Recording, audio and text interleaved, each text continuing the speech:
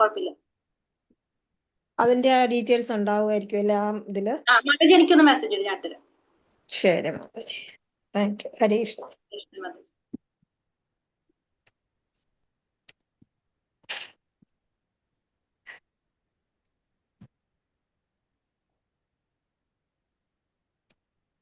ഹരേ കൃഷ്ണ. ഹരേ കൃഷ്ണ മാതാജി. ഹരേ കൃഷ്ണ. ഹരേ കൃഷ്ണ. എല്ലാവർക്കും പ്രണാമം. ഹരേ കൃഷ്ണ. ഹരേ കൃഷ്ണ മാതാജി. ഭഗവതേ വാസുദേവായ. ഓം അജ്ഞാനതിമിരാന്തസ്യ ജ്ഞാനാഞ്ജനാശലാകയ ചക്ഷുരുന്മീലിതം യേന തസ്മൈ ശ്രീ ഗുരവേ നമഃ. നമോ വിഷ്ണുപാദായ കൃഷ്ണപ്രേഷ്ഠായ ഭൂതലേ ശ്രീമതേ ഭക്തിവേദാന്ത സ്വാമിനിധി നാമിനെ. നമസ്തേ സാരസ്വതേ ദേവേ ഗൗരവാണി പ്രചാരിണേ നിർവിശേഷ ശൂന്യവാദി പാശ്ചാത്യദേശധാരിണേ. ജയ ശ്രീ കൃഷ്ണ ചൈതന്യ പ്രഭു നിത്യാനന്ദ ശ്രീ അദ്വൈത ഗദാധര ശ്രീവാസാദി ഗൗര ഭക്തവൃന്ദ. ഹരേ കൃഷ്ണ കൃഷ്ണ കൃഷ്ണ ഹരേ ഹരേ, ഹരേ രാമ രാമ രാമ ഹരേ ഹരേ. ഹരേ കൃഷ്ണ. ശ്രീ ശ്രീ രാധാ ഗോവിന്ദ ടെമ്പിൾ ഇസ്കോൺ ബാംഗ്ലൂരിന്റെ ഭഗവത്ഗീത ക്ലാസ്സിലേക്ക് എല്ലാവർക്കും സ്വാഗതം. ഹരേ കൃഷ്ണ. എല്ലാവർക്കും പ്രണാമം. ഹരേ കൃഷ്ണ. അപ്പൊ നമ്മള് 9ാമത്തെ അധ്യായത്തില് നമ്മള് 19 ശ്ലോകം വരെ എടുത്തു അല്ലെ?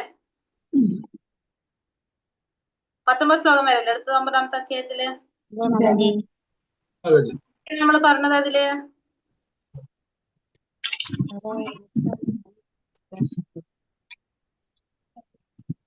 എന്തൊക്കെയാ പറഞ്ഞത്?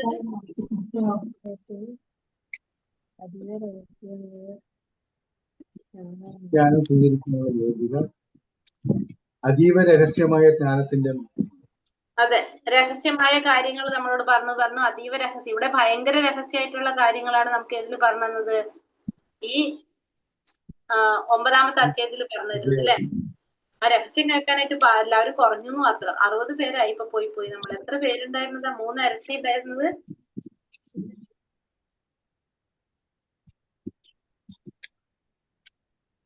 വെക്കേഷൻ ആയതോടെയാണ് അത്രയും കുറഞ്ഞത്. എല്ലാവരും വെക്കേഷൻ വന്നപ്പോ, വിഷു വന്നപ്പോ ഒക്കെ തിരക്കായി എല്ലാവരും. അപ്പൊ നമ്മള് എന്തൊക്കെ പറഞ്ഞു? 19 ശ്ലോകം വരെ പറഞ്ഞു. രാജവിദ്യ, രാജഗുഹ്യയുഗം, ഏറ്റവും രഹസ്യമായിട്ടുള്ള, ഏറ്റവും പ്രധാനപ്പെട്ട വിദ്യകളുടെ ഏറ്റവും രാജാവായിട്ടുള്ളതും രഹസ്യങ്ങളിൽ ഏറ്റവും രഹസ്യമായിട്ടുള്ള കാര്യമാണ് നമുക്ക് ഈ അധ്യായത്തിൽ ഭഗവാൻ പറഞ്ഞു തരുന്നത്. എന്താണത്? ഭക്തിയുടെ സേവനം അല്ലെ. ഭക്തിയുടെ സേവനത്തെ കുറിച്ചാണ് നമ്മളിവിടെ പറഞ്ഞു വന്നത്. അപ്പൊ അതില് ലാസ്റ്റ് ഭാഗത്തിൽ നമ്മള് മഹാത്മാക്കളെ കുറിച്ച് പറഞ്ഞു. അവരെപ്പോഴും ഭഗവാനെ കീർത്തിച്ചുകൊണ്ടിരിക്കും, ഭഗവാനെ പ്രണാമം ചെയ്തുകൊണ്ടിരിക്കും എന്ന് പറഞ്ഞു. അത് അല്ല, മൂഢന്മാരെന്ത് ചെയ്തുകൊണ്ടിരിക്കും?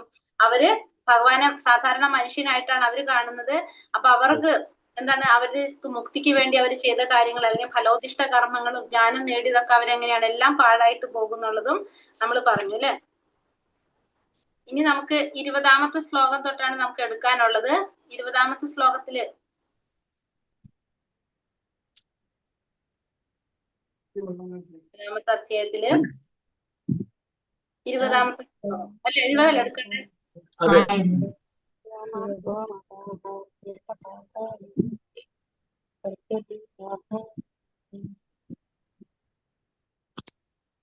ഹരേ കൃഷ്ണ. ഓം നമോ ഭഗവതേ വാസുദേവായ. ശ്ലോകം 20. ത്രൈവിദ്യമാം സോമപാപൂത പാപ യജ്ഞൈരിഷ്ട്വാ സ്വർഗതീം പ്രാർത്ഥയന്തേ തേ പുണ്യമാസാദ്യ സുരേന്ദ്രലോകം അശ്നന്തി ദിവ്യാൻ ദിവിദേവ ഭോഗാൻ. സ്വർഗീയ സുഖങ്ങൾ കാംക്ഷിച്ച് വേദപഠനം നടത്തുന്നവരും സോമപാനം ചെയ്യുന്നവരും മറ്റൊരു വിധത്തിൽ ഭജിക്കുന്നത് എന്നെയാകുന്നു. പാപഫലങ്ങളിൽ നിന്ന് മുക്തരായി പുണ്യലോകമായ ഇന്ദ്രന്റെ സ്വർഗത്തിൽ ജനിച്ച് അവർ ദിവ്യ സുഖങ്ങളെ അനുഭവിക്കുന്നു. അപ്പൊ ഈ സ്വർഗീയ സുഖങ്ങൾ കാംക്ഷിച്ചുകൊണ്ട് വേദപഠനം നടത്തുന്നവര്, സ്വർഗസുഖങ്ങൾ കിട്ടാൻ വേണ്ടിയിട്ട് വേദപഠനം ചെയ്യുന്നവരും സോമപാനം ചെയ്യുന്നവരും, സോമരസം പാനം ചെയ്യുന്നവരും എല്ലാം അവരെന്താണ് ചെയ്യുന്നത്? അവരൊരു തരത്തിൽ ഭജിക്കുന്നത് ഭഗവാനെ തന്നെയാണ്.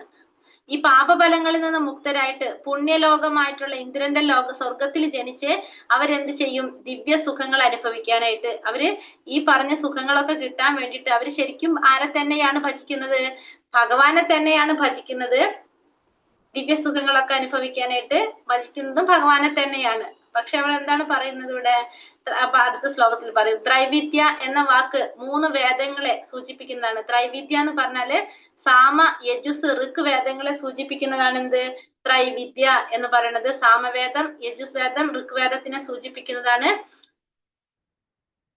ത്രൈവിദ്യ. ഈ 3 വേദങ്ങൾ പഠിച്ച ബ്രാഹ്മണനെ ത്രിവേദി എന്ന് പറയും. അപ്പൊ ഈ 3 വേദങ്ങൾ പഠിച്ച ബ്രാഹ്മണൻ എന്ത് പറയും?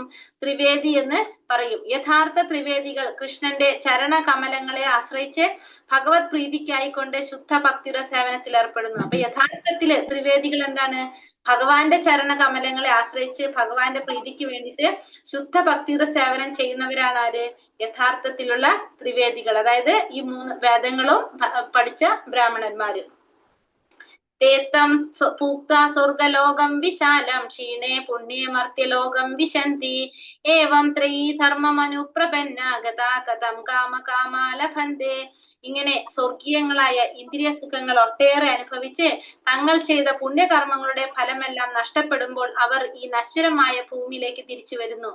വേദത്രയ പ്രമാണങ്ങളിൽ ഉറച്ചു നിൽക്കുന്ന സുഖാനുഭോഗ അന്വേഷികൾക്ക് ജന്മമൃത്യു പരമ്പരയല്ലാതെ മറ്റൊന്നും കിട്ടാനില്ല. അപ്പൊ ഇങ്ങനെ സ്വർഗീയങ്ങളായിട്ടുള്ള ഇന്ദ്രിയ സുഖങ്ങൾ ഒട്ടേറെ അനുഭവിച്ചിട്ട് അവര് ചെയ്ത ആ പുണ്യകർമ്മത്തിന്റെ ഫലങ്ങളെല്ലാം നഷ്ടപ്പെടുമ്പോ അവരെന്ത് വേണ്ടി വരും? അവർക്ക് വീണ്ടും ഈ നശ്വരമായിട്ടുള്ള ഭൂമിയിലേക്ക് അവർക്ക് വരേണ്ടി വരും. കാരണം അവര് കഴിഞ്ഞ ശ്ലോകത്തിൽ നമ്മൾ പറഞ്ഞല്ലേ, അതായത് സ്വർഗീയ സുഖങ്ങളൊക്കെ കാക്ഷിച്ചുകൊണ്ട് സോമപാനം ചെയ്യുന്നവരും വേദപഠനം ചെയ്യുന്നവരൊക്കെ മറ്റൊരു വിധത്തിൽ ഭജിക്കുന്നത് ആരെ തന്നെയാണ്? ഭഗവാനെ തന്നെയാണ്. അപ്പൊ അങ്ങനെ ആ പുണ്യഫലങ്ങൾ അനുഭവിക്കാൻ വേണ്ടിയിട്ട് അവരെന്ത് ചെയ്യണം? ഭഗവാനെ ഭജിക്കുകയാണ് ചെയ്യുന്നത്.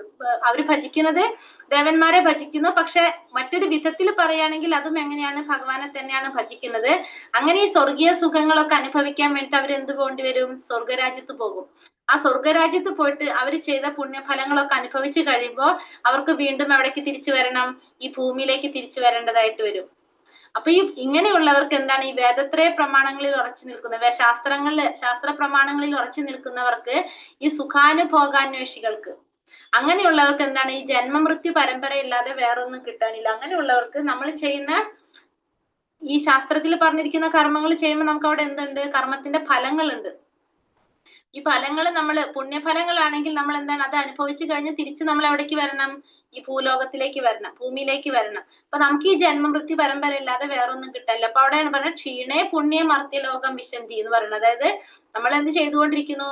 നമ്മൾ ആ ഭൂമിയിലേക്ക് വരുന്നു, നമ്മൾ കർമ്മം ചെയ്യുന്നു, ഫലം അനുഭവിക്കാനായിട്ട്. പുണ്യഫലാണെങ്കിൽ സ്വർഗത്തിലേക്ക് പോകും, അവിടെ അത് അനുഭവിക്കും. അത് കഴിഞ്ഞാൽ വീണ്ടും ഭൂമിയിലേക്ക് വരും. അത് ഇങ്ങനെ അങ്ങോട്ടും ഇങ്ങോട്ടും നമ്മൾ പോയിക്കൊണ്ടേയിരിക്കും. അപ്പൊ അങ്ങനെയുള്ളവർക്ക് ഈ രണ്ട് പറഞ്ഞ പോലെ പുണ്യലോകത്തും പിന്നെ അതുപോലെ തന്നെ ഭൂലോകത്തും മാറി മാറി ഇങ്ങനെ പോകുക. അതാണ് ക്ഷീണേ പുണ്യ മർത്യലോകം വിശന്തി. അതിങ്ങനെ മാറിക്കൊണ്ടേയിരിക്കും. വേറെ ഒന്നും അവർക്ക് കിട്ടാനില്ല. പൂർണ്ണജ്ഞാനം നേടിയിട്ടില്ലാത്ത അഥവാ എല്ലാറ്റിനും കാരണഭൂതനായ ഭഗവാൻ അറിയാത്തവർക്ക് ജീവിതത്തിന്റെ പരമലക്ഷ്യം പ്രാപിക്കുന്നതിൽ പരാജയമാണ് അനുഭവം. അപ്പൊ പൂർണ്ണജ്ഞാനം നേടാത്തവർക്ക്, എല്ലാത്തിനും കാരണഭൂതനായിട്ടുള്ള ആ ഭഗവാനെ കുറിച്ച് മനസ്സിലാവാത്തവർക്ക് ജീവിതത്തിന്റെ പരമലക്ഷ്യം പ്രാപിക്കുന്നതിൽ നിന്ന് പരാജയമാണ് അവർക്ക് അനുഭവം. കാരണം ഭഗവാനെ കുറിച്ച് മനസ്സിലാക്കുകയാണെങ്കിൽ, ഭഗവാനെ കുറിച്ച് അറിയാത്തവർക്കാണ് എന്ത് സംഭവിക്കുന്നത്? ഇത്തരത്തിലുള്ള പരാജയങ്ങൾ അനുഭവിക്കേണ്ടതായിട്ട് അറിയുന്നത്. ഭഗവാനെ അറിയാത്തവർക്ക് ജീവിതത്തിന്റെ പരമലക്ഷ്യം പ്രാപിക്കുന്നതില് പരാജയം അനുഭവിക്കുന്ന ആർക്കാണ്? പൂർണ്ണജ്ഞാനം നേടാത്തവർക്ക്, ഭഗവാനെ കുറിച്ച് അറിയാത്തവർക്ക്. അല്ലാത്തവർക്കോ അവർക്ക് എന്ത് സംഭവിക്കുകയാണ്? അപ്പൊ അവര് ഉപരിലോകങ്ങളിലേക്ക് ഇങ്ങനെ പോയി വന്നുകൊണ്ടിരിക്കേണ്ടി വരും. ഭൂലോകവാസവും ഉപരിലോകവാസവും ഇതിങ്ങനെ പതിവായിക്കൊണ്ടിരിക്കും. അങ്ങനെ താണും പൊങ്ങിയും ഈ ചക്രത്തിരിവിൽ തുടർന്ന് പോയിക്കൊണ്ടേയിരിക്കും. ആർക്ക്? ഈ പൂർണ്ണജ്ഞാനം നേടാത്തവർക്ക്, ഭഗവാനെ കുറിച്ച് യഥാർത്ഥത്തിൽ മനസ്സിലാക്കാത്തവർക്ക്. അനന്യശ്ചിന്തയന്തോ മാം യേ ജനാ പരിപാസത്തെ തേഷാം നിത്യാഭിയുക്താനാം യോഗക്ഷേമം വഹാമ്യഹം. എന്റെ ദിവ്യരൂപത്തെ ധ്യാനിച്ചുകൊണ്ട് പൂർണ്ണമായ ഭക്തിയോടെ എന്നെ ആരാധിക്കുന്നവരാരാണോ, എന്നെ എല്ലായ്പ്പോഴും ആരാധിക്കുന്നത്, അവർക്ക് വേണ്ടുന്നതെല്ലാം ഞാൻ നൽകും, അവർക്കുള്ളതെല്ലാം ഞാൻ നിലനിർത്തുകയും ചെയ്യും. അപ്പൊ ഭഗവാൻ പറയുന്നത് ഭഗവാന്റെ ആ ഭക്തിയെ കുറിച്ച്, അനന്യഭക്തി, അതായത് വേറെ ഒന്നിനെ കുറിച്ചും ചിന്തിക്കാതെ ഭഗവാന്റെ മാത്രം നമ്മൾ എന്ത് ചെയ്യുന്നു? ഭഗവാനെ മാത്രം ആശ്രയിച്ചിരിക്കുന്നു, ഭഗവാനെ മാത്രം നമ്മൾ ചിന്തിക്കുന്നു, ഭഗവാന് വേണ്ടി മാത്രം പ്രവർത്തിക്കുന്നു. അതാണ് നമ്മൾ എന്ത് പറയുന്നത്? അനന്യഭക്തി. വേറെ ഒന്നിനും നമ്മളെ ശ്രദ്ധയില്ല. അങ്ങനെ ചെയ്യുകയാണെങ്കിൽ, അങ്ങനെ ഭഗവാൻ ആരാധിക്കുകയാണെങ്കിൽ, ഭക്തിയോടെ ആരാധിക്കുകയാണെങ്കിൽ അവർക്ക് വേണ്ടതെല്ലാം ഭഗവാൻ നൽകുകയും ചെയ്യും, അവർക്കുള്ളതെല്ലാം ഭഗവാൻ നിലനിർത്തി കൊടുക്കുകയും ചെയ്യും. ക്ഷേമം എന്നതിന് ഭഗവാന്റെ കരുണാമയമായ രക്ഷയിൽ എന്നർത്ഥം. യോഗത്താൽ കൃഷ്ണാവബോധം നേടുന്നുള്ള യജ്ഞത്തിൽ ഭഗവാൻ ഭക്തനെ സഹായിക്കും. അങ്ങനെ കൃഷ്ണാവബോധം ലഭിച്ച ശേഷം ക്ലേശപൂർണമായ ഭക്തമായ ജീവിതത്തിലേക്ക് വീണ്ടും വീഴാൻ ഇടവരുത്താതെ രക്ഷിക്കുകയും ചെയ്യും. അപ്പൊ ക്ഷേമം എന്നതിന് എന്താണ് പറയാ? ഭഗവാന്റെ കരുണാമയമായിട്ടുള്ള രക്ഷയിൽ എന്നാണ് അർത്ഥം. ക്ഷേമം എന്ന് വെച്ചാല് ഭഗവാന്റെ രക്ഷ, അതാണ് നമുക്ക് തരുന്നത്. ഭഗവാൻ നമ്മളെ രക്ഷിക്കുകയാണ് ചെയ്യുന്നത്, രക്ഷ തരാണ് നമുക്ക്, നമ്മളെ എല്ലാ വിധത്തിലും നമ്മളെ സംരക്ഷിക്കുകയാണ്. അപ്പൊ യോഗത്താല് നമുക്ക് ഭഗവാനുമായിട്ട് ബന്ധം പുലർത്തിക്കൊണ്ട് കൃഷ്ണാവബോധത്തോടെ പ്രവർത്തിച്ചാല് നമ്മളെ ഭഗവാൻ എന്ത് ചെയ്യും? നമ്മളെ സഹായിക്കും, ആ ഭക്തനെ ഭഗവാൻ സഹായിക്കും. അങ്ങനെ കൃഷ്ണാവബോധം ലഭിച്ചു കഴിഞ്ഞാല് ക്ലേശപൂർണമായിട്ടുള്ള ബദ്ധമായ ജീവിതത്തിലേക്ക് വീണ്ടും നമുക്ക് വഴുതി വിടാൻ ഇടവരാതെ നമ്മൾ ആര് രക്ഷിക്കും? ഭഗവാൻ നമ്മളെ രക്ഷിക്കുകയും ചെയ്യും. കൃഷ്ണാവബോധം ഉണ്ടെങ്കിൽ നമ്മൾ ക്ലേശപൂർണമായിട്ടുള്ള ഭൗതികമായിട്ടുള്ള ബന്ധ ജീവിതത്തിലേക്ക് നമ്മൾ വഴുതി വീടാതെ നമ്മളെ ഭഗവാൻ രക്ഷിക്കുകയും ചെയ്യും. യേപ്യന്യദേവതാ ഭക്താ യജന്തെ ശ്രദ്ധയാനിതാഃ തേപി മാമേവ കൗന്ദേയ യജന്ത്യാ വിധിപൂർവകം. അപ്പൊ മറ്റുള്ള ദേവന്മാരുടെ ഭക്തന്മാരും വിശ്വാസപൂർവ്വം അവരെ ഉപാസിക്കുന്നവരും വാസ്തവത്തിൽ ആരെ തന്നെയാണ് ആരാധിക്കുന്നത്? ഭഗവാനെ തന്നെയാണ് ഉപാസിക്കുന്നത്. പക്ഷെ അത് എങ്ങനെയല്ലെന്നാ പറയുന്നത്? വിധിപ്രകാരമല്ല എന്നാ പറയുന്നത്. അപ്പൊ മറ്റുള്ള ദേവന്മാരുടെ ഭക്തന്മാര് വിധിപ്രകാരം അവരെ ഉപാസിക്കുന്നവരും വാസ്തവത്തില് ഭഗവാനെ തന്നെയാണ് അവരും ഉപാസിക്കുന്നത്. പക്ഷെ അവരങ്ങനെ ചെയ്യുന്നത് എങ്ങനെയല്ല? വിധിപ്രകാരമല്ല അവരാ ചെയ്യുന്നതെന്ന് ഭഗവാൻ ഇവിടെ പറയുന്നത്. അപ്പൊ മറ്റുള്ള ദേവന്മാരെ ആരാധിക്കുന്നവര് ശരിക്കും നമ്മളിപ്പോ നേരത്തെ പറഞ്ഞില്ലേ, അവരും ഭഗവാനെ തന്നെയാണ് ഭജിക്കുന്നതെന്ന് പറഞ്ഞു. പക്ഷെ ആ ചെയ്യുന്നത് എന്തല്ലത്? വിധിപ്രകാരമല്ല എന്ന് ഭഗവാൻ ഇവിടെ പറയുന്നത്. അതിന്റെ കാരണം എന്താ പറയണത്? ഭഗവാന്റെ അധികാരത്തിന് കീഴിലുള്ള വിവിധ ഉദ്യോഗസ്ഥന്മാരാണ് ദേവന്മാര്. ദേവന്മാരെന്ന് പറഞ്ഞാല് ഭഗവാന്റെ അധികാരത്തിന് കീഴിലുള്ള വിവിധ ഉദ്യോഗസ്ഥന്മാരാണ് ആര്? ദേവന്മാരെന്ന് പറയുന്നത്. ഭരണകൂടത്തിന്റെ നിയമങ്ങളാണ് അനുസരിക്കേണ്ടത്, ഉദ്യോഗസ്ഥന്മാരുടെ നിബന്ധനകളല്ല. അപ്പൊ നമ്മൾ അനുസരിക്കേണ്ടത് വിജയേട്ടന്റെ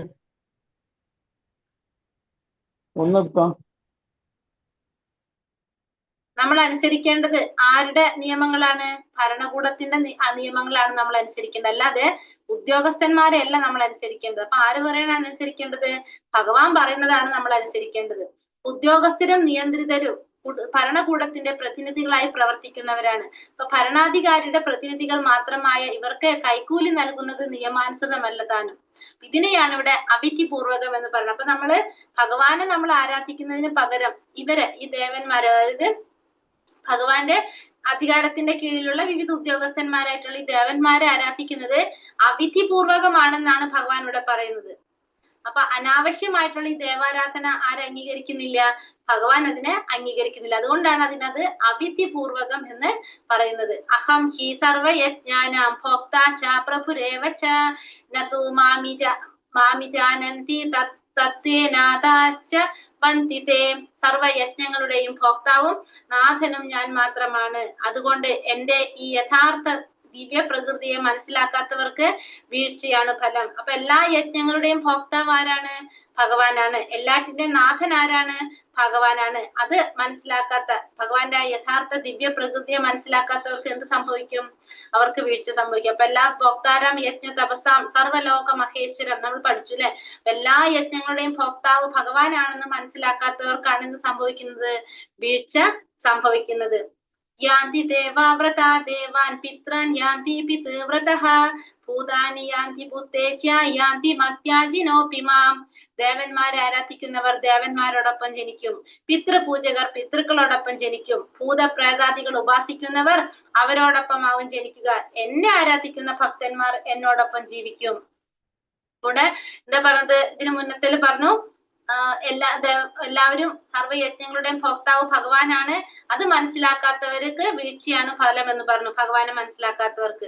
ഇവിടെ എന്താ ഭഗവാൻ പറയണത്? ദേവന്മാരെ ആരാധിച്ചു കഴിഞ്ഞാൽ നമ്മൾ എവിടെ പോയിട്ട് ജനിക്കും? ദേവന്മാരുടെ ലോകത്ത് പോയിട്ട് ജനിക്കും. ദേവന്മാരുടെ ലോകം എവിടെയാണ്? ഭൗതിക ലോകത്തില്. പിതൃപൂജ ചെയ്തു കഴിഞ്ഞാലോ പിതൃക്കളോടൊപ്പം പോയിട്ട് ജനിക്കും. എവിടെയാണ്? ഭൗതിക ലോകത്തില്. ഭൂതപ്രേതാദികൾ ഉപാസിക്കുന്നവരാണെങ്കിലോ അവരോടൊപ്പം പോയിട്ട് ജനിക്കും. എവിടെയാണ്? ഭൗതിക ലോകത്തില്. ഭഗവാനെ ആരാധിക്കുന്ന ഭക്തന്മാർ ഭഗവാനോടൊപ്പം ജീവിക്കും. എവിടെയാണത്? ഭൗതിക ലോകത്തിന് അപ്പുറത്ത് അല്ലെ, ആത്മീയ ലോകത്തില്. അപ്പൊ നമ്മൾ എന്താ ചെയ്യേണ്ടത്? ഭഗവാനെ ആരാധിച്ചു കഴിഞ്ഞാലാണ് നമുക്ക് ഭഗവാന്റെ ലോകത്തിലേക്ക് പോകാൻ സാധിക്കുന്നത്. മറ്റുള്ളവർ ആരാധിച്ചു കഴിഞ്ഞാൽ നമ്മൾ എവിടെ തന്നെ നിൽക്കും? ഈ ഭൗതിക ലോകത്തിൽ തന്നെയായിരിക്കും നമ്മൾ ജന്മം എടുക്കേണ്ടി വരുന്നത്. നീ ഭഗവാനെ നേരിട്ട് ആരാധിക്കുന്നതിന്റെ മഹത്വത്തെ കുറിച്ചാണ് ഭഗവാൻ പറയുന്നത്. പത്രം പുഷ്പം ഫലം തോയം വ്യോമേ ഭക്തിയാ പ്രയച്ഛതി തദഹം ഭക്തിബഹൃത അശ്നാമി പ്രയതാത്മനഃ. സ്നേഹത്തോടും ഭക്തിയോടും കൂടി ഒരാൾ എനിക്ക് അർപ്പിക്കുന്നത് എന്തും, അത് ഇലയോ പൂവോ ഫലമോ ജലമോ ആകട്ടെ, ഞാൻ അത് സ്വീകരിക്കും. അപ്പൊ സ്നേഹത്തോടും ഭക്തിയോടും കൂടി നമ്മൾ ഭഗവാന് നമ്മൾ സമർപ്പിക്കുന്നതെല്ലാം ഭഗവാൻ സ്വീകരിക്കും. അത് ഇലയാകാം, പൂവാകാം, ഫലമാകാം, ജലമാകാം, അതെല്ലാം ഭഗവാൻ സ്വീകരിക്കും. അതെങ്ങനെ സമർപ്പിക്കണം? സ്നേഹത്തോടും ഭക്തിയോടും കൂടി ആയിരിക്കണം നമ്മൾ അത് ഭഗവാന് സമർപ്പിക്കേണ്ടത്. ജലം എന്ന് പറഞ്ഞ തോയെന്ന് വെച്ചാൽ ജലം ഭഗവാന് സമർപ്പിക്കുക, അത് ഭഗവാൻ സ്വീകരിക്കുക. എങ്ങനെ ചെയ്യണം എന്ന് മാത്രമേ പറയുന്നുള്ളൂ, ഭക്തിയോടും കൂടി. ആ ഭക്തി അവിടെ 2 പ്രാവശ്യം എടുത്ത് പറയുന്നുണ്ട്. ഭക്തി അല്ലെങ്കിൽ ഭക്തിപൂർവമായ സേവനം കൃഷ്ണന് മാത്രമാണ് കൃഷ്ണ സമീപത്തിനുള്ള മാർഗം എന്ന സത്യത്തെ ഊന്നിപ്പറയുന്നത്. കാരണം ഭക്തിയിലൂടെ മാത്രമേ നമുക്ക് എന്ത് സാധിക്കുള്ളൂ, ഭഗവാനെ പ്രാപിക്കാനായിട്ട് സാധിക്കുള്ളൂ. അതുകൊണ്ടാണ് അവിടെ ഭക്തി എടുത്ത് ആവർത്തിച്ച് പറയുന്ന വെച്ചാൽ ആ ഭക്തിയാണ് ഏറ്റവും പ്രധാനം. ഭക്തി എന്ന് പറഞ്ഞാൽ എന്തുണ്ട്, അവിടെ ഒരു പ്രവർത്തനം ഉണ്ടാവും. ഭക്തിയുടെ സേവനം, ഭക്തിപൂർവമായിട്ടുള്ള സേവനം, അത് മാത്രമാണ് ആരിലേക്ക് എത്താനുള്ള മാർഗം, ഭഗവാനിലേക്ക് എത്താനുള്ള ഒരേ ഒരു മാർഗം. അതുകൊണ്ടാണ് അവിടെ ആ ഭക്തി എടുത്തെടുത്ത് പറഞ്ഞിരിക്കുന്നത്. യത് കരോഷി യദശ്നാസി യജ് ഹോഷീദാസി യത് പശ്യസി കൗന്ദേയ തത്കുരുഷോ മദർപ്പണം. നീ എന്ത് ചെയ്യുന്നുവോ, എന്ത് നിവേദിക്കുന്നുവോ, എന്ത് ഭക്ഷിക്കുന്നുവോ, എന്ത് ദാനം ചെയ്യുന്നുവോ, എന്ത് തപശ്ചര്യകൾ അനുഷ്ഠിക്കുന്നുവോ കുന്തിപുത്ര, അതെല്ലാം എനിക്കായി അർപ്പിച്ചുകൊണ്ട് ചെയ്യുക. അപ്പൊ ഭഗവാൻ എന്താ പറയണത്, നമ്മൾ ഏത് സമയത്തും ഭഗവാനെ സ്മരിക്കണം. അപ്പൊ അതിനു വേണ്ടിട്ട് ഭഗവാൻ പറയുന്നത്, നീ എന്ത് ചെയ്യണമെങ്കിലും, നീ എന്ത് ചെയ്യുകയാണെങ്കിലും, നീ എന്ത് നിവേദിക്കുകയാണെങ്കിലും, എന്ത് ഭക്ഷിക്കുകയാണെങ്കിലും, നീ എന്ത് ദാനം ചെയ്യുക, എന്ത് തപശ്ചര്യകൾ അനുഷ്ഠിക്കുക, എന്ത് ചെയ്യണമെങ്കിലും നീ എന്ത് വേണം, എനിക്കായിട്ട് അർപ്പിച്ചുകൊണ്ട് ചെയ്യണം. എല്ലാതും എനിക്കായി അർപ്പിച്ചുകൊണ്ട് ചെയ്യാനാണ് ഭഗവാൻ പറയുന്നത്. എന്തിനാത് പറയണത്, നമ്മളെ ജീവിതത്തില് ഒരു സമയം പോലും എങ്ങനെ ഉണ്ടാവാൻ പാടില്ല, ഭഗവാനെ ഓർക്കാത്തൊരു നിമിഷം പോലും നമ്മളിൽ ഉണ്ടാവാൻ പാടില്ല. നമ്മളെ ജീവിതത്തെ ഭഗവാനുമായിട്ട് ബന്ധപ്പെടുത്തിക്കൊണ്ട് നമ്മൾ എപ്പോഴും ഭഗവാനെ ഓർക്കേണ്ട രീതിയിൽ നമ്മളെ ജീവിതത്തെ ക്രമപ്പെടുത്താൻ വേണ്ടിയിട്ട്, അങ്ങനെ ഒരു സന്ദർഭം നമ്മളെ ജീവിതത്തിൽ ഇല്ലാതിരിക്കാൻ വേണ്ടിയിട്ട്, ഭഗവാനെ മറന്നിട്ടുള്ള ഒരു ജീവിതം ഇല്ലാതിരിക്കാൻ വേണ്ടിയിട്ടാണ് ഭഗവാൻ എന്ത് പറയുന്നത്, നീ എന്ത് ചെയ്യുന്നോ, എന്ത് നിവേദിക്കുന്നുവോ, എന്ത് ദാനം ചെയ്യോ, തപശ്ചര്യകൾ അനുഷ്ഠിക്കുന്നുവോ, അതെല്ലാം നീ എന്ത് ചെയ്യണം, എനിക്കായിട്ട് അർപ്പിച്ചുകൊണ്ട് ചെയ്യാനായിട്ട് ഭഗവാൻ പറയുന്നത്. അപ്പൊ ഏത് സന്ദർഭത്തിലും നമ്മൾ ഭഗവാനെ മറന്നു പോകാതിരിക്കുന്ന വിധത്തിലായിരിക്കണം നമ്മൾ എന്ത് ചെയ്യേണ്ടത്, നമ്മുടെ ജീവിതത്തെ ചിട്ടപ്പെടുത്തേണ്ടത്. അത് ഓരോ മനുഷ്യന്റെയും കടമയാണെന്ത്, അങ്ങനെ ചെയ്യാന്നുള്ളത്. ശുഭാശുഭാഫലൈരേവ മോക്ഷ്യസേ കർമ്മബന്ധനൈഹി സന്യാസയോഗയുക്താത്മാ വിമുക്തോ മാമുപൈഷ്യസി. ഇങ്ങനെ കർമ്മബന്ധനങ്ങളിൽ നിന്നും തജ്ജന്യങ്ങളായ ഗുണദോഷ ഫലങ്ങളിൽ നിന്നും നിനക്ക് സ്വതന്ത്രനാകാൻ സാധിക്കും. പരിത്യാഗം എന്ന തത്വം ഉൾക്കൊണ്ടുകൊണ്ട് എന്നിൽ മനസ്സുറപ്പിച്ച് വിമുക്തനായി നിനക്ക് എന്നെ പ്രാപിക്കാം. അപ്പൊ നമുക്ക് എന്ത് സാധിക്കും, അങ്ങനെ എല്ലാതും ഭഗവാനെ സമർപ്പിച്ചുകൊണ്ട് നമ്മൾ ചെയ്യുകയാണെങ്കിൽ ആ കർമ്മബന്ധനങ്ങളിൽ നിന്നും, അത് ആ ഫലങ്ങളിൽ നിന്നും, കർമ്മബന്ധനങ്ങളിൽ നിന്നും, ആ കർമ്മങ്ങളിൽ ഉണ്ടാകുന്ന ഫലങ്ങള് ഗുണമായിരിക്കാം ദോഷമായിരിക്കാം, അതിൽ നിന്നെല്ലാം സ്വതന്ത്രനാകാനായിട്ട് നമുക്ക് സാധിക്കും. അങ്ങനെ നമുക്ക് പരിത്യാഗം എന്ന തത്വം ഉൾക്കൊണ്ടുകൊണ്ട് എന്ത് സാധിക്കും, ഭഗവാനിൽ മനസ്സുറപ്പിച്ച് വിമുക്തനായിട്ട് ഭഗവാനെ പ്രാപിക്കാനായിട്ട് സാധിക്കും. നമ്മള് കർമ്മം ചെയ്യുന്നു, നമ്മൾ എന്ത് ആഗ്രഹിക്കുന്നില്ല, കർമ്മത്തിന്റെ ഫലങ്ങൾ ത്യജിച്ചുകൊണ്ട്, ഫലങ്ങളൊന്നും ആഗ്രഹിക്കാതെ എല്ലാം ഭഗവാനെ സമർപ്പിച്ചുകൊണ്ട് നമുക്ക് എന്ത് സാധിക്കും, സേവനം ചെയ്യാൻ, ഭഗവാനെ പ്രാപിക്കാനായിട്ട് നമുക്ക് സാധിക്കും. അങ്ങനെ നമുക്ക് ഈ ഗുണഫല ദോഷങ്ങളിൽ നിന്ന്, ഗുണദോഷവും ഫലഗുണങ്ങളായാലും ഗുണങ്ങളാവാം ദോഷങ്ങളാവാം അല്ലെ, അതിൽ നിന്നെല്ലാം നമുക്ക് മോചിതനാകാനായിട്ട് നമുക്ക് സാധിക്കും. ഭഗവാന്റെ നിർദ്ദേശം അനുസരിച്ച് കൃഷ്ണാവബോധത്തിൽ പ്രവർത്തനത്തിൽ ഏർപ്പെടുന്ന വ്യക്തിയാണ് ആര്, യുക്തൻ എന്ന് പറയുന്നത്. ഭഗവാന്റെ നിർദ്ദേശത്തിനനുസരിച്ച് കൃഷ്ണാവബോധത്തിൽ പ്രവർത്തിക്കുക, അങ്ങനെയുള്ള വ്യക്തിയെ യുക്തൻ എന്ന് പറയാം. അപ്പൊ യുക്ത വൈരാഗ്യം എന്ന് പറയുന്നതിന് രൂപഗോസ്വാമി പറഞ്ഞിരിക്കുന്ന നിർവചനം എന്താണെന്ന് വെച്ചാല്, കർമ്മത്തിന്റെ ഫലങ്ങൾ അത്രയും നമ്മൾ എന്ത് ചെയ്യാ, ഭഗവാന് സമർപ്പിക്കുക. അപ്പൊ ഭൗതിക പ്രപഞ്ചത്തിൽ ജീവിക്കുന്നിടത്തോളം നമുക്ക് എന്ത് വേണം, കർമ്മം ചെയ്യാതിരിക്കാൻ നമുക്ക് ആർക്കും സാധിക്കില്ല, നിർത്തിവെക്കാനും നമുക്ക് സാധിക്കില്ല. പക്ഷെ ആ കർമ്മത്തിന്റെ ഫലങ്ങൾ അത്രയും നമുക്ക് എന്ത് ചെയ്യാം, ഭഗവാന് സമർപ്പിക്കാം. അതിനെ നമുക്ക് എന്ത് പറയാം, യുക്ത വൈരാഗ്യം എന്ന് പറയാം. അപ്പൊ കർമ്മത്തിന്റെ ഫലങ്ങൾ മുഴുവനും ഭഗവാന് സമർപ്പിക്കുന്നതിനെ നമുക്ക് എന്ത് പറയാം, യുക്ത വൈരാഗ്യം എന്ന് പറയാനായിട്ട് സാധിക്കും. അപ്പൊ കർമ്മം ചെയ്യുന്നു, ഫലം മുഴുവനും ഭഗവാന് സമർപ്പിക്കുന്നു. അപ്പൊ ഭഗവാൻ എന്താ പറയണത്, അപ്പൊ അങ്ങനെ ചെയ്യുകയാണെങ്കിൽ അവരാരായിരിക്കും, ഭഗവാന് പ്രിയപ്പെട്ടവരായിരിക്കും.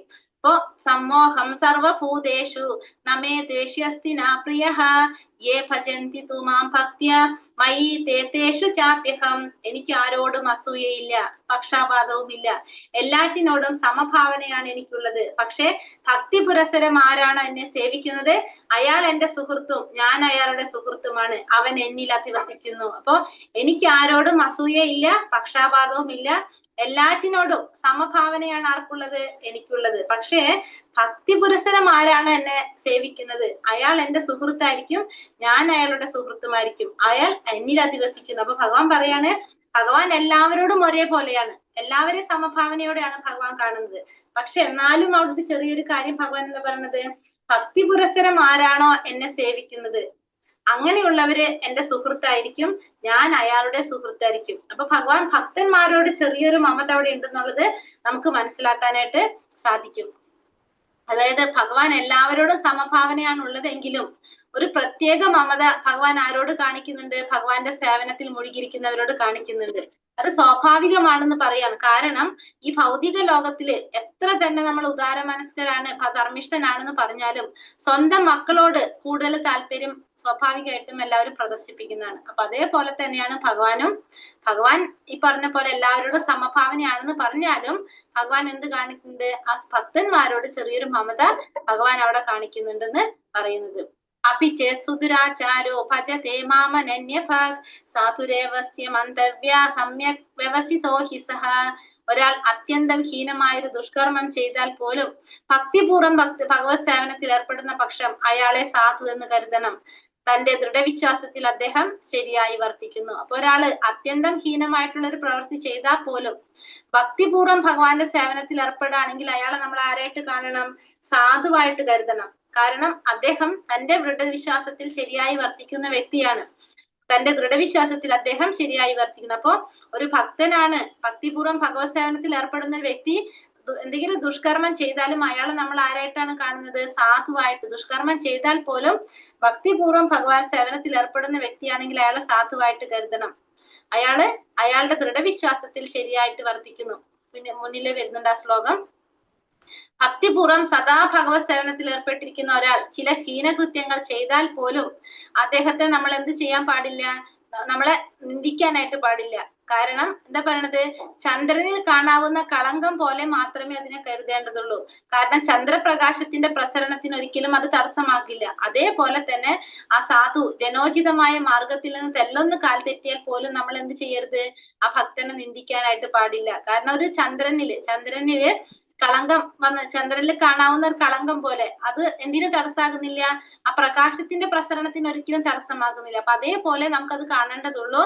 ഒരിക്കലും നമുക്ക് ആ ഭക്തനെ നിന്ദിക്കേണ്ട ആവശ്യമില്ല. കാരണം എന്തുകൊണ്ടാണ്, ഭഗവാൻ പറയുന്നത് ക്ഷിപ്രം ഭവതി ധർമാത്മാ ശാശ്വത് ശാന്തിനി ഗച്ഛതി കൗന്ദേയ പ്രതിജാനീഹി നമേ ഭക്ത പ്രണശ്യതി. ഭഗവാൻ പറയുന്നത് അവൻ വേഗത്തിൽ തന്നെ ധാർമ്മികനായി തീർന്ന് ശാശ്വതമായിട്ടുള്ള ശാന്തി നേടാൻ സാധിക്കും. മാത്രമല്ല എന്റെ ഭക്തന്മാർക്ക് ഒരിക്കലും എന്ത് സംഭവിക്കുന്നില്ല, നാശം സംഭവിക്കുന്നില്ല എന്ന് കുന്തിപുത്ര ഉറപ്പിച്ച് പ്രഖ്യാപിക്കൂ. അപ്പൊ അർജുനനോട് ഭഗവാൻ പറയാണ്, ഈ ഉറപ്പിച്ച് പ്രഖ്യാപിക്കൂ, കാരണം എന്റെ ഭക്തന്മാർക്ക് ഒരിക്കലും എന്ത് സംഭവിക്കില്ല, നാശം സംഭവിക്കുന്നില്ല. അപ്പൊ എന്തൊക്കെ സാഹചര്യങ്ങൾ ഉണ്ടായാലും ആ ഭക്തൻ ഒരിക്കലും എന്ത് പോകില്ല, വഴിതെറ്റി പോകില്ല, അല്ലെങ്കിൽ നാശം സംഭവിക്കില്ല എന്ന് ഭഗവാൻ അത്ര ഉറപ്പ് പറയാണ്. ഭഗവാന്റെ ഭക്തൻ ഒരിക്കലും നാശം സംഭവിക്കുന്നില്ല.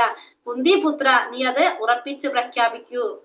ഉത്കൃഷ്ട നിലയിൽ നിന്ന് പതനം സംഭവിച്ചു പോയാൽ വീണ്ടും വിശുദ്ധി നേടുന്നതിന് ചില പ്രായശ്ചിത്ത ക്രിയകൾ വേദങ്ങളിൽ പറഞ്ഞിട്ടുണ്ട്. പക്ഷെ അത്തരം അനുഷ്ഠാനങ്ങളൊന്നും എവിടെ ആവശ്യമില്ല, കൃഷ്ണാവബോധത്തിൽ ആവശ്യമില്ല. നിരന്തരമായിട്ടുള്ള ഭഗവത് സ്മരണത്തിലൂടെ ആ ഭക്തന്റെ ഹൃദയത്തിൽ ശുദ്ധീകരണ പ്രക്രിയ തന്നെത്താനെ നടന്നു പോകും. അപ്പൊ നിരന്തരം നമ്മൾ ഭഗവാനെ സ്മരിച്ചുകൊണ്ട് ഭഗവത് സേവനം ചെയ്യുന്നതിലൂടെ എന്താണ്, തന്നെത്താനെ നമ്മളുള്ളിൽ ശുദ്ധീകരണ പ്രക്രിയ നടന്നു പോകുന്നത് കൊണ്ട് അതിന് വേണ്ടിയിട്ട് പ്രത്യേകം നമ്മൾ എന്ത് ചെയ്യേണ്ട ആവശ്യമില്ല, പ്രായശ്ചിത്ത ക്രിയകളോ ശുദ്ധീകരണ ക്രിയകളോ ഒന്നും നടത്തേണ്ട ആവശ്യമില്ല. അത് ഓട്ടോമാറ്റിക്കലി നമ്മളുള്ളിൽ സംഭവിച്ചുകൊണ്ടിരിക്കുക. അപ്പൊ അഥവാ നമ്മൾ എന്തെങ്കിലും തെറ്റ് ചെയ്താൽ പോലും നിരന്തരം ഭക്തിയുടെ സേവനത്തിൽ ഏർപ്പെടുന്നതിലൂടെ സ്വാഭാവികമായിട്ടും അവിടെ എന്ത് സംഭവിക്കും, ശുദ്ധീകരണ പ്രക്രിയ നടന്നുകൊണ്ടേയിരിക്കും. പിന്നെന്താ പറയണത്, മാംഹി പാർത്ഥവ്യപാശ്രിത്യ യേപി സ്യൂപാപയോനയഃ സ്ത്രീയോ വൈശ്യസ്തഥാ ശൂദ്രാസ്തി സ്തേപി യാന്തി പരാം ഗതി. ഭഗവാനെ ആശ്രയിക്കുന്നവര് അധമകുലത്തിൽ പിറന്നവരോ സ്ത്രീകളോ കച്ചവടക്കാരോ ശൂദ്രരോ ആരായാലും ശരി പരമപദം പ്രാപിക്കും. ഇതിന് നമുക്ക് ജാതിയോ കുലോ വർഗോ ഇതൊന്നും വിഷയമല്ല. ആരായാലും എന്ത് സാധിക്കും? പരമപദം പ്രാപിക്കാനായിട്ട് സാധിക്കും. അപ്പോ അധമകുലത്തിൽ പിറന്നവരായിക്കോട്ടെ, സ്ത്രീകളായിക്കോട്ടെ, കച്ചവടക്കാരായിക്കോട്ടെ, ശൂദ്രരായിക്കോട്ടെ, എല്ലാവർക്കും എന്ത് സാധിക്കും? പരമപദം പ്രാപിക്കാനായിട്ട് സാധിക്കും. അതായത് ഈ മനുഷ്യർക്കിടയിലുള്ള ഈ അധമ ഉത്തമ ഭേദം ഒന്നും എന്തിനെ ബാധിക്കുന്നില്ല? ഭഗവത് സേവനം ചെയ്യാനായിട്ടുള്ള തടസ്സമല്ല അതൊന്നും. ഭഗവത് സേവനം ചെയ്യാനായിട്ട് എല്ലാവർക്കും ഒരേപോലെ സാധിക്കുന്നതാണെന്ത്? ഭഗവത് സേവനം ചെയ്യാന്നുള്ളത്. നമുക്ക് ഒരു പരമമാനായിട്ടുള്ള ഒരു ഭക്തന്റെ മാർഗനിർദ്ദേശം മാത്രമേ നമുക്ക് അതിന് വേണ്ടൂ. ആർക്ക് വേണമെങ്കിലും എന്ത് ചെയ്യാം? ഭഗവാനെ പ്രാപിക്കാം, ഭഗവത് സേവനം ചെയ്യാം. അതിന് ഒന്നും തടസ്സമല്ല. ഇതൊക്കെ നമ്മുടെ ശരീരത്തിൻ്റെതായിട്ടുള്ള മാറ്റങ്ങൾ, അല്ലെങ്കിൽ ഈ ഭൗതിക ലോകത്തിൽ പറയുന്ന മാറ്റങ്ങൾ മാത്രമാണ് നമ്മുടെ ശരീരത്തിൽ വരുന്നതാണ്. ഇതൊന്നും എന്തിനു തടസ്സമല്ല? ഭക്തിക്ക് തടസ്സമല്ല എന്നാണ് ഭഗവാൻ ഇവിടെ പറയുന്നത്. മാംഹി പാർത്ഥവ്യപാശ്രിത ഇത് തന്നെയാണല്ലോ 32. 33ാമത്തെ ശ്ലോകത്തില് കൊടുത്തിട്ടില്ല, വായിക്കാം. കിം പുനർബ്രാഹ്മണ പുണ്യ ഭക്ത രാജർഷയാസ്തഥ അനിത്യമസുഖം ലോകം ഇമം പ്രാപ്യ ഭജസ്വമ അനിത്യമസുഖം ലോകം ഇമം പ്രാപ്യ ഭജസ്വമാം. അതായത് അപ്പോൾ പുണ്യാത്മാക്കളായ മഹാത്മാക്കളുടെയോ ബ്രാഹ്മണരുടെയോ രാജർഷികളുടെയോ കാര്യം പറയാനുണ്ടോ? കഥ പറയാനുണ്ടോ? അനിത്യവും ദുഃഖപൂർണവുമായി ഈ ലോകത്തിൽ പിറന്നവർ എന്റെ പ്രേമ ഭക്തിയുത സേവന നിരതരാകുന്നു. അപ്പൊ ഇവിടെ പറയുന്നത്, ഇപ്പൊ നമ്മൾ പറഞ്ഞില്ലേ, സ്ത്രീ ആയാലും വൈശ്യരായാലും ശൂദ്രരായാലും എല്ലാവർക്കും എന്ത് സാധിക്കും? ഭഗവാനെ പ്രാപിക്കാനായിട്ട് സാധിക്കും. അപ്പൊ പിന്നെ ഈ രാജർഷികളായിട്ടുള്ളവരെ അല്ലെങ്കിൽ പുണ്യാത്മാക്കളായിട്ടുള്ളവരുടെ കാര്യം പറയേണ്ടതില്ലല്ലോ എന്നാണ് ചോദിക്കുന്നത്. അപ്പൊ എല്ലാവർക്കും എന്ത് സാധിക്കും? ഭഗവാനെ പ്രാപിക്കാനായിട്ട് സാധിക്കും. മന്മനാഭവ മത്ഭക്ത മത്യാജീമാ നമസ്കുരു മാമേ വൈശ്യസി യുക്തൈവം ആത്മാനം മത്പരായണഃ. എന്നിൽ മനസ്സുറപ്പിക്കുക, എന്റെ ഭക്തനാവുക, എന്നെ ആരാധിക്കുകയും പ്രണമിക്കുകയും ചെയ്യുക.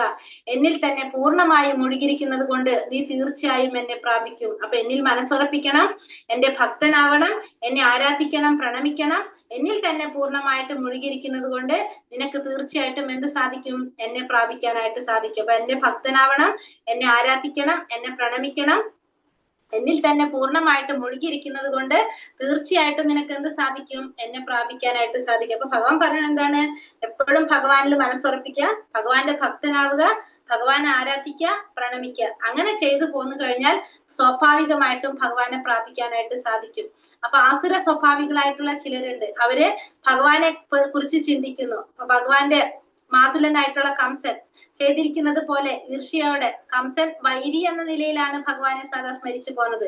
എപ്പോഴാണോ കൃഷ്ണൻ തന്നെ കൊല്ലാൻ വരുന്നതെന്ന് ഭയാക്രാന്തനായിരുന്നു ആ രാജാവ്. അങ്ങനെയുള്ള സ്മരണം നമ്മെ സഹായിക്കില്ല. പ്രേമ ഭക്തി പുരസരമാവണം ഭഗവാനെ സ്മരിക്കേണ്ടത്. അതാണ് എന്ത്? ഭക്തി എന്ന് പറയുന്നത്. അപ്പൊ ഭഗവാനെ സ്മരിക്കേണ്ടത് നമ്മൾ എന്താണ്? ഭക്തിയോടുകൂടി അന്യാഭിലാഷിത ശൂന്യം. നമ്മൾ ഒരു അഭിലാഷങ്ങളില്ലാതെ ജ്ഞാനകർമാദിനാവൃതം ആനുകൂലേന കൃഷ്ണാനുശീലനം ഭക്തിരുത്തം എന്ന് പറയുന്നത്. അതായത് ഒരു തരത്തിലുള്ള അഭിലാഷങ്ങൾ ഇല്ലാതെ ഭഗവാന്റെ സേവനം ചെയ്യുക, ഭഗവാന് വേണ്ടി മാത്രം. അതായിരിക്കണം നമ്മൾ എങ്ങനെ ഭഗവാനെ സ്മരിക്കേണ്ടത്. അതാണ് ഭക്തി എന്ന് പറയുന്നത്. ഇവിടെ കംസൻ എന്താണ്? വൈരിയായിരുന്നു. കംസൻ ഭഗവാനോട് ഭയങ്കര ശത്രുതയായിരുന്നു. അപ്പൊ എപ്പോഴാണ് എന്നെ കൊല്ലാൻ വരുന്നത് എന്നുള്ള ചിന്തയിലാണ് ആര് ഭഗവാനെ സ്മരിച്ചു കൊണ്ടിരുന്നത്? കംസൻ ഭഗവാനെ സ്മരിച്ചു കൊണ്ടിരുന്നത്. അപ്പൊ അങ്ങനെയല്ല നമ്മൾ ഭഗവാനെ സ്മരിക്കേണ്ടത്. എങ്ങനെയാണ്? നമ്മള് ഭഗവാനെ ആ ഭാവത്തോടെ, ഭക്തിഭാവത്തോടെ ആയിരിക്കണം ഭഗവാനെ നമ്മള് സ്മരിക്കേണ്ടത്. ഹരേ കൃഷ്ണ കൃഷ്ണ കൃഷ്ണ ഹരേ ഹരേ, ഹരേ രാമ രാമ രാമ ഹരേ ഹരേ. വഞ്ചാകൽപതരുഭ്യശ്ച കൃപാ സിന്ധോഭ്യവച പതിതാനാം പാവനേഭ്യോ വൈഷ്ണവേഭ്യോ നമോ നമഃ. अनंत कोटि वैष्णव वृंद की जय, श्रील प्रभुपाद की जय, गुरुदेव की जय, गौर ब्रह्मानंदे हरि हरि बोल. हरे കൃഷ്ണ. ഇതില് നമ്മൾ 3 ചോദ്യം എടുത്തില്ലേ? ത്രൈവിദ്യ എന്ന വാക്ക് എന്തിനെ കുറിക്കുന്നു? 3 വേദങ്ങൾ. 3 വേദങ്ങൾ അല്ലെ? 3 കുറിച്ച് പറയാം. ത്രിവേദി എന്ന് വെച്ചാൽ ആരാണ്? 3 വേദങ്ങൾ. വ്യക്തി അല്ലെ ത്രിവേദി എന്ന് പറയുന്നത്. അവിധിപൂർവകം എന്ന് പറഞ്ഞിരിക്കുന്നതിന്റെ പ്രാധാന്യം എന്താണ് ഇവിടെ? ദേവന്മാരെന്ന് പറയുന്നത് പ്രതിനിധികളാണ്. ദേവന്മാരെന്ന് പറയുന്നത് ഭഗവാന്റെ പ്രതിനിധികളാണ്. അപ്പൊ അവരെ നമ്മൾ ആരാധിക്കുന്നത് എന്താണ്? അവിധിപൂർവകമാണ്. കാരണം അവരിലൂടെ എത്തിയാലും അത് ആരിലേക്ക് എത്തും? ഭഗവാനിലേക്ക് എത്തും. പക്ഷെ അതെങ്ങനെയാണ്? വിധിപ്രകാരമല്ല എന്നാണ് ഭഗവാൻ അവിടെ പറയുന്നത്. അത് വിധിപ്രകാരമല്ല, അവിധിപൂർവകമാണെന്ന് ഭഗവാൻ അവിടെ പറയുന്നത്. നമ്മുടെ ജീവിതത്തെ ഏത് രീതിയിൽ ചിട്ടപ്പെടുത്തണം എന്നാണ് ഭഗവാൻ പറഞ്ഞത്? ഏത് സന്ദർഭത്തിലും ഭഗവാനെ ഭഗവാനെ സ്മരിക്കുക. സതതം കീർത്തയന്താമാം, അല്ലെ? അതല്ലേ പറഞ്ഞത്? നമ്മുടെ ജീവിതത്തില് ഏത് സന്ദർഭത്തിലും കൃഷ്ണനെ മറന്നു പോകാൻ എന്ത് ചെയ്യുന്നുവോ, എന്ത് നിവേദിക്കുന്നുവോ, എന്ത് ഭക്ഷിക്കുന്നുവോ, ദാനം ചെയ്യുന്നുവോ, തപശ്ചര്യകൾ അനുഷ്ഠിക്കുന്നു, എല്ലാം എന്ത് വേണം? ഭഗവാൻ അർപ്പിച്ചുകൊണ്ട്. അതായത് നമ്മള് എന്ത് പ്രവൃത്തി ചെയ്യുമ്പോഴും ഭഗവാനെ ഓർക്കാത്ത ഒരു സമയം ഉണ്ടാവാൻ പാടില്ല.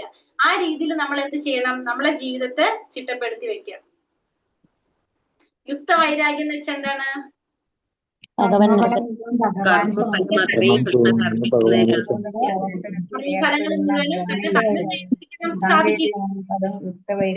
ചെയ്യാതിരിക്കാൻ നമുക്ക് ഒട്ടും സാധിക്കില്ല. അപ്പൊ നമുക്ക് എന്ത് പറ്റും? കർമ്മത്തിന്റെ ഫലങ്ങൾ ഭഗവാനെ സമർപ്പിക്കാൻ പറ്റും. ഇതാണ് വൈരാഗ്യം എന്ന് പറയുന്നത്. കംസൻ ഭഗവാനെ സ്മരിച്ചത് ഏത് രീതിയിലാണ്?